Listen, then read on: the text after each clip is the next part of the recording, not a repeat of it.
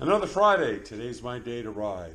Today's journey is going to be to the Bluff battlefield in Leesburg, Virginia. I haven't been there in about 30 years. And weather's okay. It's 58 degrees, which is warm for winter. The roads are a little wet, maybe kind of drizzly. I don't care. We're going to see you at Bluff. And here I am, about an hour and 15 minutes later, on the Bluff battlefield outside of Leesburg. Bluff, it was a October 1861 battle. There were about 1,700 Federal troops, 1,700 Confederates, and it was a Confederate victory. It was not a big battle like Gettysburg or Antietam, anything like that. It was a small battle, but it was politically important because what happened was after Bluff, First Bull Run, and Wilson's Creek, Congress decided to set up a committee to investigate the conduct of how Lincoln was waging the war, and this would bedevil federal generals for years afterwards. So it was a politically important battle. I'm up here by the parking lot. There are some interesting plaques. I parked the Harley back over there because this road is awful. And I'm happy to report that whereas when I took off this morning it was gray and cloudy and kind of ugh, now it's blue sky and breezy and my favorite kind of day. This is the National Cemetery at Bluff, one of the smallest in the United States. This is actually where the federal line was located, facing in this direction. The Confederates came that way. Last time I was here, oh golly, 1985, something like that, more than 30 years ago. But this is an honest-to-goodness national cemetery. Beautiful day out here, by the way. Really nice.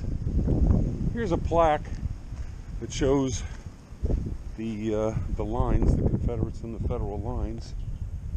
Here's where we are at the National Cemetery. So you can see it's where the 15th Massachusetts, the 42nd New York, and the 20th Mass were lined up. Here's the Confederate attack. In 1866, Herman Melville, the author of Moby Dick, wrote a poem entitled Bluff, a Reverie, which I shall read. One noonday at my window in the town I saw a sight, saddest that eyes can see. Young soldiers marching lustily unto the wars, with fifes and flags and mottoed pageantry, while all the porches, walks, and doors were rich with ladies cheering royally. They moved like Juny morning on the wave, their hearts were fresh as clover in its prime. It was the breezy summertime. Life throbbed so strong, how should they dream that death and rosy clime would come to thin their shining throng? Youth feels immortal, like the gods sublime. Weeks passed, and at my window leaving bed, by nights I mused, of easeful sleep bereft. On those brave boys, ah, war, thy theft, some marching feet found pause at last, by cliffs Potomac cleft. Wakeful I mused, while in the street, far footfalls died away, till none were left. There's the Potomac River. We are on the Bluff, looking down at the river. This is where the Federals retreated after the battle. That must have been pretty nasty, because I don't know if you could tell, but this is quite an embankment here. It must have been a sloppy mess. I'm not going any further because it's muddy, and I'm in motorcycle boots with fairly bad traction here. But here's the Potomac overlook. On the other side is Maryland.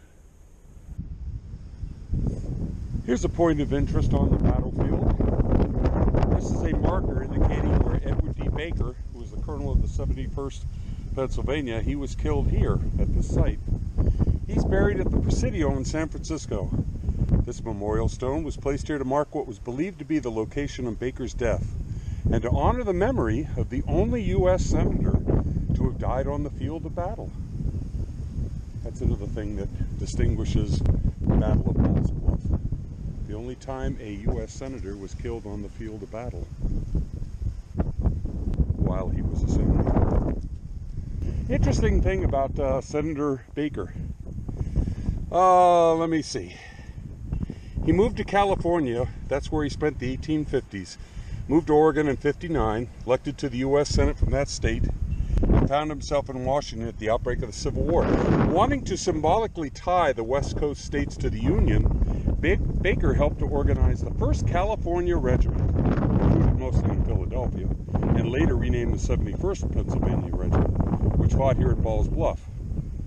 So they had California regiments here, which, being a California native, I thought was kind of cool. Another interesting thing about this small battle. And then there's Lieutenant Oliver Wendell Holmes Jr. He was wounded here. The most famous survivor of Balls Bluff. He was wounded twice more at Antietam and at 2nd Fredericksburg. Well, it's almost 12:30. I think it's time for lunch. I'm going to head down to downtown Leesburg. A friend of mine told me to find a biker bar across the street from the courthouse. So let's go there now. I am at Payne's Biker Bar in downtown Leesburg, right across the street from the courthouse, which is why their neon sign says, better off here than across the street. Ha! Also, there's a gentleman picketing across the street. No place for blackface. What is that all about?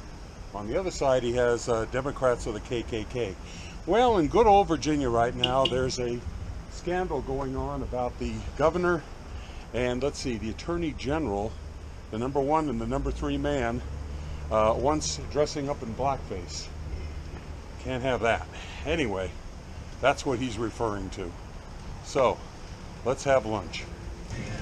Payne's Biker Bar, check it out. We've got Marlon Brando over there on his Triumph, Ulysses S. Grant, Robert E. Lee above that. All sorts of interesting paraphernalia. Not big fans of Obama. Braziers everywhere. Confederate flags, all sorts of stuff here. Harley paraphernalia. A wooden Indian, which I like. An old Harley outside the business. Interesting place. Confederate flags. Oh no! Stevie Ray Vaughan. Sturgis.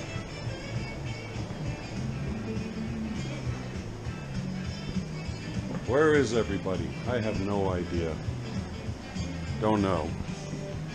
The Downtown Saloon, Leesburg, Virginia.